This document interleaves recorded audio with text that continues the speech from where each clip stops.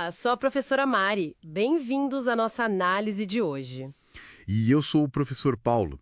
Hoje é 9 de junho de 2025 e a gente vai dar uma olhada bem de perto nas anotações da aula do grupo T247. Isso, do nosso English Conversations Course aqui da Academia BSB. Uma turma de nível A2, né? Pelo quadro europeu comum de referência. Exatamente. O Thiago, o Mário e o Douglas. E olha, foi uma aula bem diferente. Tipo uma aula de atuação, sabe? É verdade. Eles praticaram aquelas interações do dia a dia em cafés, restaurantes. E o mais legal, usando um curta-metragem super novo de 2025 mesmo. É, a Academia BSB sempre buscando material mais atualizado do planeta, né? Com certeza. E a nossa conversa hoje vai ter um toque, assim, de crítica de cinema. Exato. A ideia é ver como esses elementos do inglês básico, vocabulário, pronúncia, o uso da língua, como eles se juntam para construir uma cena. Algo super importante para quem trabalha com escrita criativa, com roteiro e está querendo melhorar o inglês. Perfeito. Então, vamos passar pelo vocabulário, né? O da aula e o revisado. Isso. Depois, pronúncia, expressões que eles usaram, o texto base. E, claro, a parte da escrita criativa dos alunos. Vamos lá. Bora!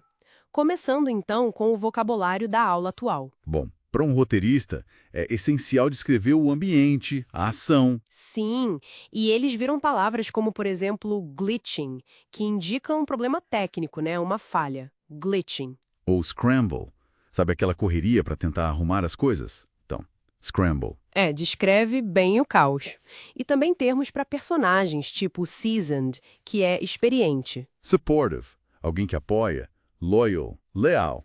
E do cenário mesmo, como pastries, que são aqueles doces, salgados de padaria, pastries. Cria a atmosfera do café, né? Exato.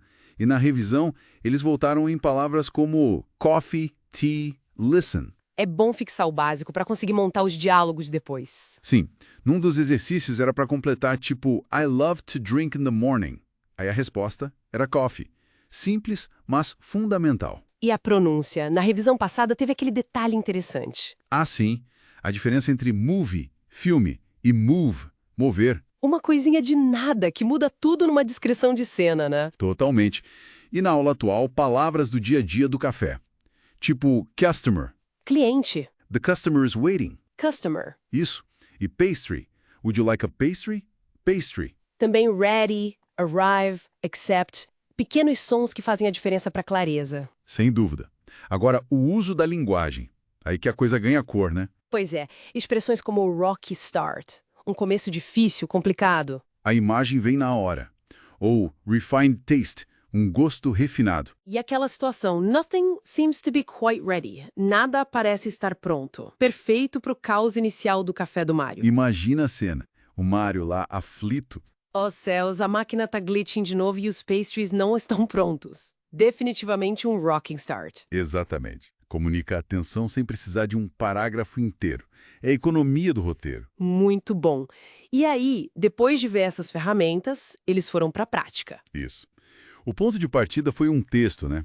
Da sessão de leitura. Scene 1, The Grand Opening. Basicamente descreve a inauguração do Café do Mário. Ele tá no aeroporto super animado, mas tudo começa a dar errado. A máquina de café falha, a placa não chegou, o cardápio é improvisado. E uma fila começando a se formar lá fora enquanto ele e a esposa correm para preparar os primeiros pastries. O texto menciona que ele precisa de ajuda com marketing, que tem leitores leais do blog dele, mas as vendas ainda estão baixas. E termina com a pergunta: será que ele vai superar esse rocky start? Um ótimo gatilho, o tal do inciting incident, para o pessoal trabalhar em cima. Exato.